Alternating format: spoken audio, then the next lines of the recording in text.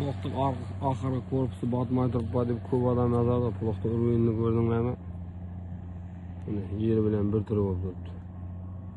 Traktor qiyshiq turibdi. Prosta so'nggi atval ochiqda yurgandan keyin tak bu yerga tushmay turganda bo'libdi. Oxirgi atval ochiq turadi. Hamma ko'rinib turadi.